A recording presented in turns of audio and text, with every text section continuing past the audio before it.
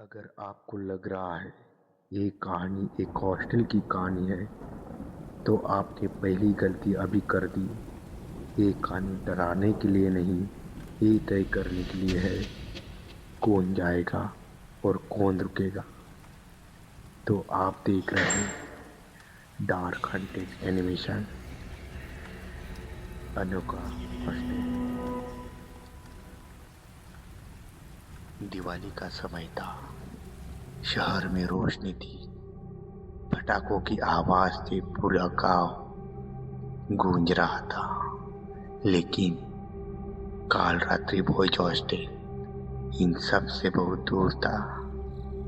दिन में जो हॉस्टल लड़कों की हंसी से गूंजता था, रात होते होते वो किसी छोड़ी हुई इमारत जैसे लगने लगा था। दिवाली का त्योहार था, इसलिए ज्यादातर लड़के अपने अपने गांव जा चुके थे। कमरे खाली थे, दरवाजों पर ताले लटके थे, खिड़कियां आधी खुली थी और हवा मानो ऐसे चल रही थी जैसे किसी को बाहर निकालना चाहती हो। हॉस्टल का अंदर का और रास्ता गलियारा इतना शांत था कि अगर कोई अपने कमरे में करवट भी बदलता तो उसकी आवाज पूरे हॉस्टल में सुनाई दी जाती। हर कदम पर आवाज गूंजती थी। ऐसा लगता था जैसे कोई और भी उनकी आवाज को सुन रहा हो। पूरे हॉस्टल में बस एक ही कमरा रोशन था, कमरा नंबर 17। और हम 5 दोस्त रुके हुए थे। हमारी गांव की गाड़ी कल सुबह में थी, इसलिए हमने सोचा था हम कल सुबह निकलते हैं। हमने अपने अपने बैग पैक कर चुके थे। उस वक्त ये बात बहुत नॉर्मल लग रही थी, लेकिन उस रात कुछ सही नहीं लग रहा था। कमरे में कोई ज्यादा बात नहीं कर रहा था। अमित मोबाइल चला रहा था। संदीप बार बार दरवाजे की तरफ देख रहा था। रोहन खिड़की के पास खड़ा हुआ था और मनोज बिल्कुल चुप था। अचानक से बाहर से तेज हवा का झोंका आया। खिड़की जोर से धड़ाम करके बंद हुई। हम सब चौंक गए। संदीप बोलता है, यार हॉस्टल कुछ ज्यादा ही अजीब लग रहा है ना। रोहन ने बात बदलने की कोशिश की। अरे कुछ नहीं, खाली हॉस्टल है इसलिए ऐसा लग रहा है। लेकिन उसकी आवाज में भी पक्का भरोसा नहीं था। मैंने उस समय घड़ी देखी। घड़ी में 1 बज चुका था। उस पल मुझे ऐसा लगा जैसे हॉस्टल हमारी गिनती कर रहा हो। खाली कमरे, बंद दरवाजे और एक एक करके हम सबको देखे जा रहा हो। तभी गलियारे में से कुछ अजीब सी आवाज आई। फिर वापस सन्नाटा हो गया। हमने किसी से कुछ नहीं कहा, लेकिन हम सब एक ही बात सोच रहे थे, काश हम भी गाँव चले गए होते। हमें क्या पता था कि दिवाली की रात सबको जाने नहीं दिया जाएगा। रात गहरी हो चुकी, घना अंधेरा था। कमरे में लाइट जल रही थी, लेकिन रोशनी में भी कुछ साफ नहीं दिख रहा था। ऐसा लग रहा था जैसे रोशनी अंधेरे से हार रही हो। लेकिन महसूस भी ऐसा हो रहा था जैसे हॉस्टल में हम 5 नहीं और हमारे अलावा कोई और है जो कि हमें खुद बताना चाह रहा हो। तभी अचानक मनोज अपने बिस्तर से उठा और दरवाजे की तरफ निकल पड़ा। उसका उठना भी सामान्य नहीं था। ऐसा चल रहा था जिसे मानो कि उसको कोई घसीट रहा हो। और मनोज धीरे आवाज में बोलता है, मैं वॉशरूम जाकर आता हूँ। सबकी नजर उस पर टिक गई। वॉशरूम हमारे कमरे से दूर था। जहाँ उस समय एक भी लाइट नहीं थी। मनोज ने पीछे मुड़कर देखा, उसके चेहरे पर हंसी नहीं थी। बस मनोज गलियारे के रास्ते से वॉशरूम की तरफ बढ़ रहा था। हम सब उसे जाते हुए देख रहे थे। उसका हर एक कदम गलियारे में गूंज रहा था। फिर उसके कदमों की आवाज धीरे धीरे अलग होने लगी, जैसे कोई चल नहीं रहा हो, घसीटा जा रहा हो। संदीप ने बहुत हल्की आवाज में कहा, यार तुम्हें भी ये आवाज अलग लग रही है। रोहन कुछ बोलने ही वाला था, वैसे में चुप हो गए।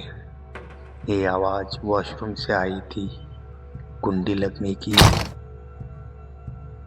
हम सब ने एक दूसरे की तरफ देखा, सब डरे हुए थे। शायद हमने सोचा दरवाजे की कुंडी अमित ने खुद लगाई होगी। हमने सब मान लिया कि सब नॉर्मल चल रहा है।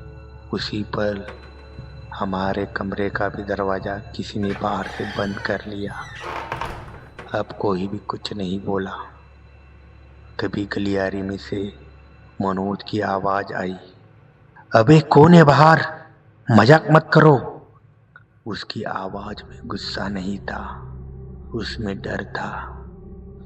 कुंडी कुंडी खोलो यार। संदीप की सांस तेज हो गई।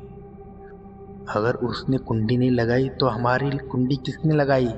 यही से मजाक का माहौल खत्म हो गया और यही से पहली बार समझ आया कि हॉस्टल में हमारे अलावा भी कोई और है जो जाग रहा है। मनोज की चिल्लाने की आवाज आ रही थी, अबे खोलो यार, प्रैंक मत करो। कमरे में हम चारों दरवाजे को खोलने की कोशिश कर रहे थे। कोई बाहर से जानबूझकर हमारी कुंडी बंद कर गया हो। अमित ने फोन निकाला, मनोज भाई कोई है यहाँ जो बाहर से वॉशरूम का दरवाजा बंद कर दिया है, वो आओ और खोलो। हमने भी यहाँ से डर के बताया कि हमारी भी कुंडी किसी ने लगाई है, हम भी कुछ नहीं कर पा रहे हैं। तभी पीछे से आवाज आई, सब चले जाते हैं, और फोन कट हो गया। अब हम सब समझ गए थे ये प्रैंक नहीं है। हॉस्टल के अंदर हवा तेज हो गई, फैन बंद था, खिड़कियां बंद थी, फिर भी पर्दे ऐसे हिल रहे थे जैसे मानो आज वो टूट जाएंगे। फिर गलियारे में से आवाज आई, मेरे लिए कोई रुकता नहीं, मुझे भी नए कपड़े चाहिए, मुझे भी घर जाना है। संदीप के मुंह से आवाज नहीं निकल रही थी, विकास कांप रहा था, ये किसी की आवाज है। हमें डर लग रहा था।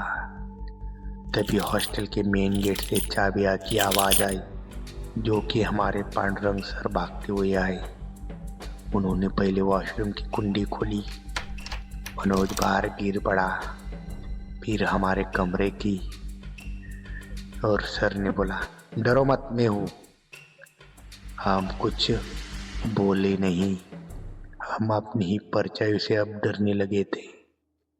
सर तुम लोगों ने उसे सुन लिया है ना? हम सब ने सिर हिला दिया। सर बोले, सालों पहले दिवाली की रात एक लड़का यही रह गया था, सब गांव चले गए, वो अकेला था। वो कहता था सब चले जाते हैं, मेरे साथ दिवाली कौन मनाएगा। लेकिन अगली सुबह वो वॉशरूम में मरा हुआ मिला। तभी अमित ने पूछा, अब क्या होगा सर? सर ने जवाब दिया, अब तुम 5 नहीं 4 ही जाओगे। ये आवाज पांडुरंग सर की पूरी हॉस्टल में गूंज रही थी। हम डर के मारे कांप रहे थे। तभी पांडुरंग सर बोले, डरो मत, हम उसे नए कपड़े और मिठाइयाँ देते हैं। पांडुरंग सर हॉस्टल के स्टोर रूम की तरफ बढ़ने लगे। हम उनके पीछे पीछे। उन्होंने एक पुराना स्टील का ट्रंक खोला, उसमें एक नया कुर्ता पायजामा निकाला। वो लड़का कभी घर नहीं गया है पर दिवाली मनाना चाहता था।